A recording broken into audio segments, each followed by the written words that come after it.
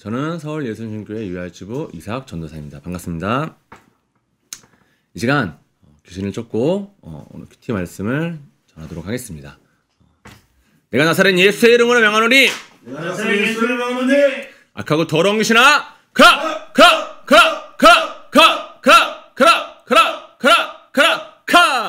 강걸 믿으시는 분 하나님께 영광의 박수 드리겠습니다. 먼저 오늘 말씀 봉독하고 나누도록 하겠습니다. 사사기 12장 1절부터 7절입니다. 에브라임 사람들이 모여 북쪽으로 가서 입다에게 이르되 내가 암몬 자손과 싸우러 건너갈 때 어찌하여 우리를 불러 너와 함께 가게 하지 아니하였느냐. 우리가 반드시 너와 내 집을 불살리리라 하니 입다가 그들에게 이르되 나와 내 백성이 암몬 자손과 크게 싸울 때 내가 너희를 부르되 너희가 나를 그들의 손에서 구원하지 아니한 고로 나는 너희가 도와주지 아니하는 것을 보고 내 목숨을 돌보지 아니하고 건너가서 암몬 자손을 쳤더니 여호와께서 그들을 내 손에 넘겨주셨거늘 너희가 어찌하여 오늘 내게 올라와서 나와 더불어 싸우고자 하느냐 하니라. 입다가 길르앗 사람을 다 모으고 에브라임과 싸웠으며 길르앗 사람들이 에브라임을 쳐서 무찔렀으니 이는 에브라임의 말이 너희 길르앗 사람은 본래 에브라임에서 도망한 자로서 에브라임과 므낫세 중에 있다 하였음이라. 길르앗 사람이 에브라임 사람보다 앞서 요단강 나루턱을 장악하고 에브라임 사람의 도망하는 자가 말하기를 청하건대 나를 건너가게 하라 하면 길르앗 사람이 그에게 묻기를 내가 에브라임 사람이냐 하여 그가 만일 아니라 하면 그에게 이르기를 쉿볼렛이라 발음하라 하여 에브라임 사람이 그렇게 바로 말하지 못하고 쉿볼렛이라 발음하면 길르앗 사람이 곧 그를 잡아서 요단강 나루턱에서 죽였더라. 그때 에브라임 사람의 죽은 자가 42,000명이었더라. 입다가 이스라엘의 사사가 된 지 6년이라 길르앗 사람 입다가 죽음에 길르앗에 있는 그의 성읍에 장사되었더라. 아멘. 네, 오늘 말씀은요 입다와 에브라임의 동족상잔의 비극이 일어나는 아주 슬픈 사건입니다. 1절부터 천천히 읽어보면서 말씀을 나눠보도록 하겠습니다. 에브라임 사람들이 모여 북쪽으로 가서 입다에게 이르되 내가 암몬 자손과 싸우러 건너갈 때 어찌하여 우리를 불러 너와 함께 가게 하지 아니하였느냐. 지금 여기까지만 보면요 에브라임이 그냥 입다에게 좀 투정하는 것처럼 보입니다. 근데 에브라임이 여기서 아주 도를 넘는 말을 하죠. 우리가 반드시 너와 내 집을 불사르리라. 누군가 나에게 너 왜 그렇게 했어? 너 내가 가만두지 않을 거야. 너 집에 불사를 거야 라고 말한다면 좀 살짝 겁도 나고 무서울 것입니다. 근데 지금 입다가 그러한 상황에 처해 있던 겁니다. 에브라임이 갑자기 시비를 걸면서 너와 내 집을 반드시 불사르리라고 좀 도를 넘는 말을 하고 있는 겁니다. 그러니까 입다가 그들에게 말합니다.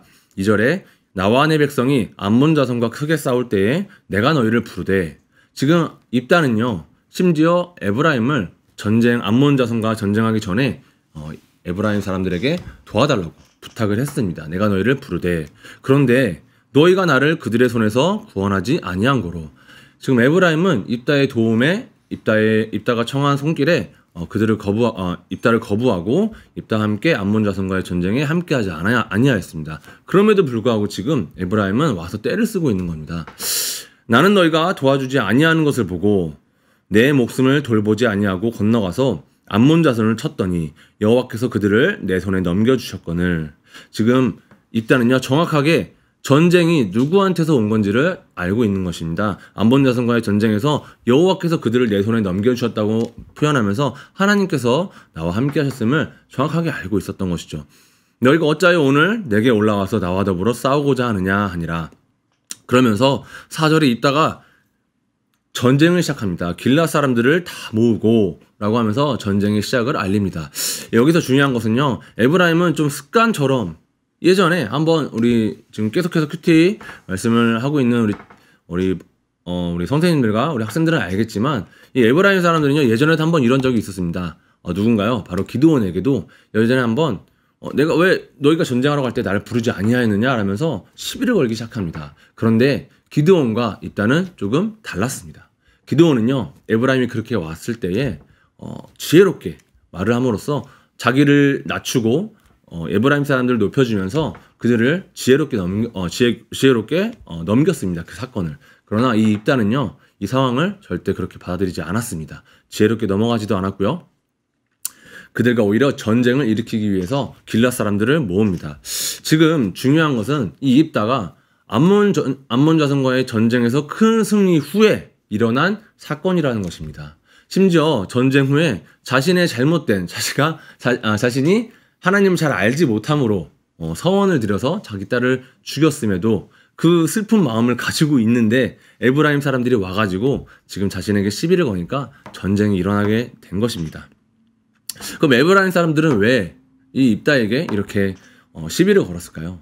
좀 세 가지 정도로 생각할 수 있겠습니다. 첫 번째로는요, 여기에 지금 4절에 좀 마저 읽어보면 입다가 길앗 사람들 다 모으고 에브라임과 싸웠으며 길앗 사람들이 에브라임을 쳐서 무찔렀으니 이는 에브라임의 말이 너희 길앗 사람은 본래 에브라임에서 도망한 자로서 에브라임과 므낫세 중에 있다 하였음이라. 이렇게 말함으로써 지금 첫 번째로 에브라임은 이 길앗 사람들을 굉장히 무시하는 경향이 있었습니다. 이 길앗 사람들이 므낫세 미갈의 자손으로 길앗 땅을 상속받은 엄연한 하나님의 여호와의 언약 백성임에도 불구하고 에브라임과 므낫세에서는 이 길앗 사람들을 자신들로부터 떨어져 나간 어떤 떨거지처럼 그렇게 생각했던 것입니다. 그래서 이 길앗 사람들이 암몬 자손과의 전쟁에서 이겼음을 보고 괜히 배가 아파서 이렇게 입다에게 지금 시비를 걸고 있는 거죠.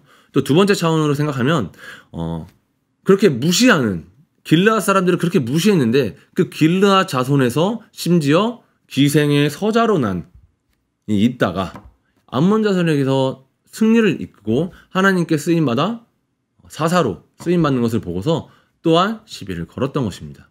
그리고 세 번째로 어제 이현성 목사님께서 말씀해 주셨듯이 어떤 나라와 나라 간의 전쟁에서는 승자가 진자의 모든 것을 다 취하게 되는 그런 상황이었습니다. 남자는 노예로 막 데려가기도 하고 혹은 죽이기도 하고요.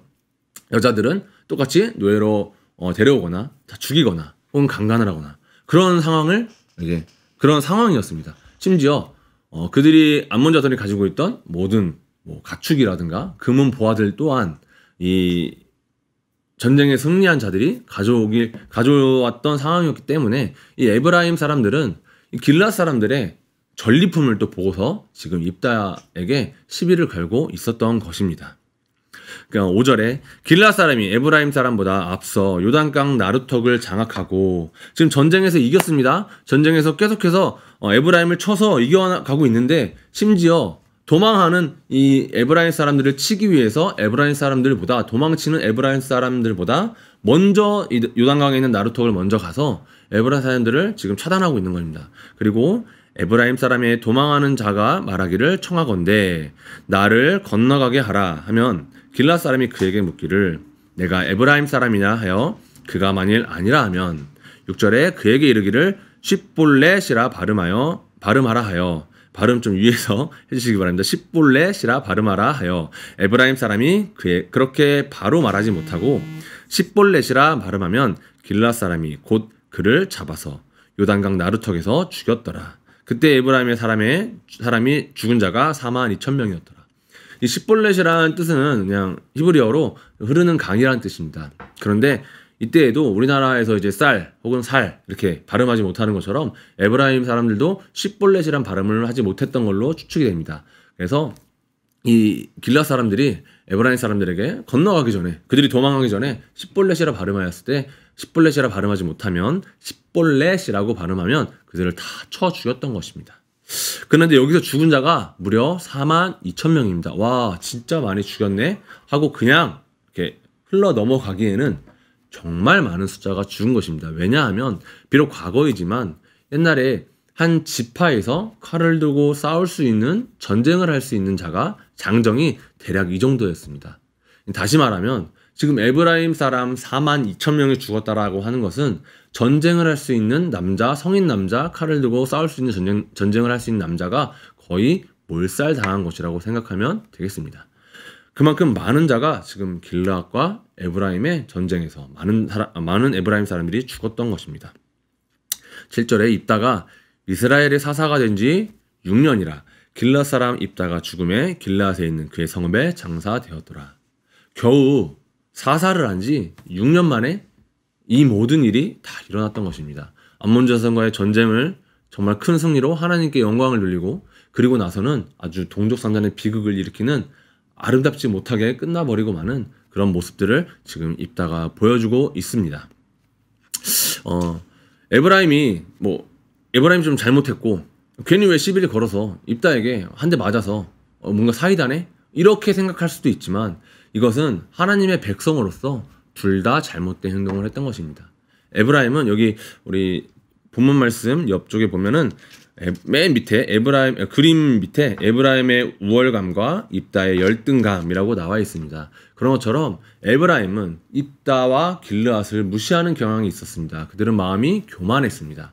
그들은 길르앗이 자신들로부터 떨어져 나간 아주 그냥 미천한 자들이라고 생각을 했습니다. 그들의 교만한 마음이 입다에게 시비를 걸게 하였고 또 입다는 자신이 가지고 있는 열등감으로 인해서 자신이 이제 기생의 서자로 태어난 것에 대한 열등감을 가지고 있었고 그것을 가지고 이제 전쟁이 일어나기 시작했습니다. 하나님의 백성이라면 사실 입다가 그렇게 전쟁을 승리하였을 때 오히려 그들에게 가서 잘하였다. 정말 내가 너희를 응원한다. 라고 말하는 것이 오히려 하나님의 백성다운 모습일 것입니다. 또한 입다 또한 예전에 기드온이 그랬던 것처럼 별거 아닌 사소한 시비를 가지고 그냥 지혜롭게 넘어갈 수 있었음에도 불구하고 오히려 군대를 모아서 전쟁을 일으키고 작은 시비가 42,000명이라는 동족 상잔의 비극을 일으키는 사건으로 이렇게 마무리되고 맙니다. 여기서 중요한 것은요. 이것이 아주 큰 전쟁, 암몬과의 큰 전쟁 후에 일어난 일이라는 것입니다.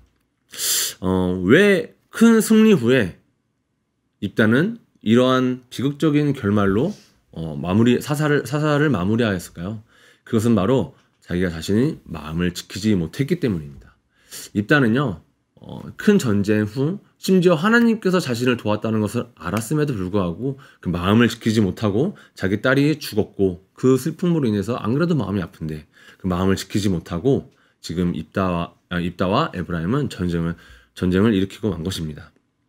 우리 특히 우리 예수주님교회에서 좀 자주 하는 말이 있습니다. 잔치 후에 도둑든다 라는 말을 합니다. 이 말은 큰 행사 후에 우리 마음에 귀신이 들기 쉽다라는 뜻입니다. 우리가 수련회를 갑니다. 몇 개월 전부터 막 준비합니다. 성령 받지 못한 친구들은 내가 이번엔 꼭 성령 받으리라. 내가 이번에는 꼭 내가 전도해서 친구들을 꼭 성령 받게 하리라. 이번 캠프를 갑니다. 내가 이번에는 나에게 맡겨주신 영혼들을 위해서 내가 최선을 다해서 내 물질, 내 에너지, 내 모든 것들을 쏟아서 하나님께 정말 드리기 원합니다. 하면서 막 몇 개월부터 준비하면서 기도하면서 금식하면서 준비합니다. 그렇게 수련회를 가고 정말 그 안에서 뜨거운 하나님의 역사, 하나님 만나주심을 우리가 느낄 수 있습니다. 그런데 그렇게 하나님을 뜨겁게 찬양하고 하나님을 만나고 또 전도한 친구가 내가 정말 이 친구만큼은 내가 예수님을 믿겠으면 좋겠다. 내가 이 친구만큼은 성령 받겠으면 좋겠다. 내가 이번에만큼은 내가 방언 받았으면 좋겠다. 내가 이번만큼은 변화되리라. 내가 결단하고 결심하고 가서 그렇게 경험하고 하나님을 만나고 친구들을 성령 받게 한 다음에 그렇게 이제 다시 일상 속으로 쫙 퍼져나갑니다. 일상 속에서 퍼져나갔을 때에 다시 예수님을 만났던 그 경험을 가지고 정말 하나님을 전하고 빛과 소금의 역할을 감당하는 친구들도 많이 보았습니다. 그런데 또 한편으로 안타깝게도 다시 예전보다 더 안 좋은 모습으로 가는 친구들도 보았습니다. 왜 그랬을까요? 그 친구들 또한 마음을 지키지 못했기 때문입니다.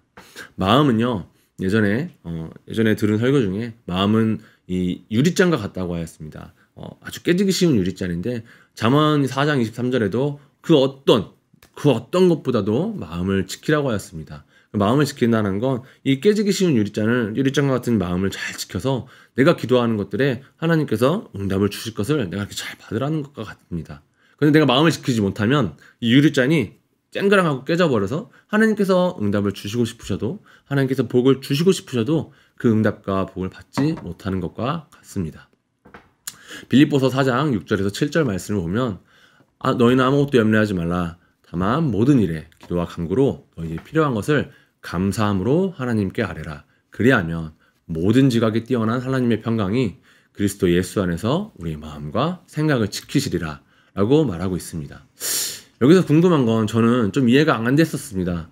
내가 필요한 것을 감사함으로 하나님께 아뢰면 그러면 하나님께서 내 기도에 응답하시리라, 혹은 내 기도를 들으시리라, 혹은 내 기도를 이루어 주시리라, 뭐 이런 식으로 문장과 문장이 이어져야 뭔가 원인과 결과가 이어질 거라 생각을 하고 이 문장에 대한 부분이 이해되지 않았습니다. 왜냐하면 내 필요한 것을 감사함으로 하나님께 아뢰면 하나님께서 내 마음과 생각을 지키시리라 라고 말함으로써 좀 이해가 되지 않았었습니다. 그런데 다니엘서 10장을 보면 다니엘이 기도를 시작합니다. 그런데 그것을 하나님께서 기도를 시작한 바로 그날 즉시로 응답을 주십니다. 그 응답을 이제 가브리엘 천사장이 가지고서 내려오는 도중에 공중에 권세 잡은 자 악한 마귀가 그것을 막고 공중에서 전쟁이 일어나기 시작합니다. 그것을 이제 아무것도 모르는 다니엘은 자리에서 그 바로 즉시로 기도 응답을 받았음에도 불구하고 21일이라는 시간을 더 기도함으로써 결국에 응답을 받아내고 맙니다. 이것이 무엇을 뜻합니까? 우리가 기도하는 것들이 하나님께서 즉시로 응답해 주신다는 것, 하나님께서 즉시로 응답하신다는 것입니다.